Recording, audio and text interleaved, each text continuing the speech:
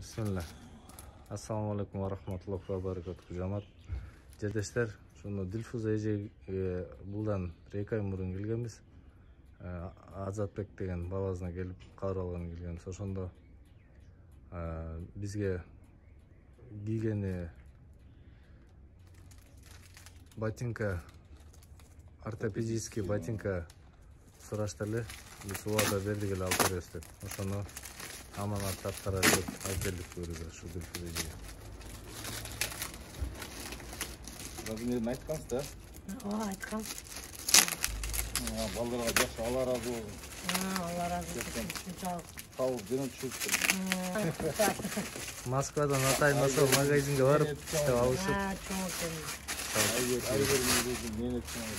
Жакшы экен Айгер. Азыр иште ооруп аттыр да, эженин баласы.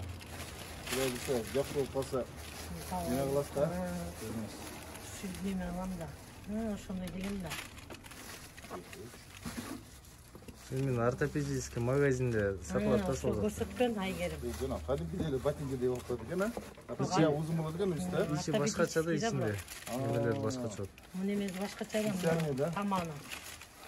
Түздөйт да бутун. Бут вообще эле кыйшайып кеткен да. Ичине неме аракет кылат экен да? Эми куда калса, муну кийип, неме кылабыз. Жакшы. Ичиндеги подошвалар башкача да бул. Подошвалар катуу. Ух ты. Ошон үчүн ошондой кийгизет да азыркы балдарга, дцп балдарга. Молодцы. Жакшы. Алла разы болсун. Ташкент садакасына салым кошуп аткан биздин Россиядагы жигит кыздарга, мынакей мындай ооруларга жардам берүүгө аракет кыла берсин. Рахмат, ассаламу алейкум Жамат. Рахмат. Ушунчалык бизди неме кылбай, ушу бут кийим неме кылып жөнөтүрдү. Рахмат, Алла разы болсун. Силерге да ийгилик ишиңерге. Ден соолукта болойлу.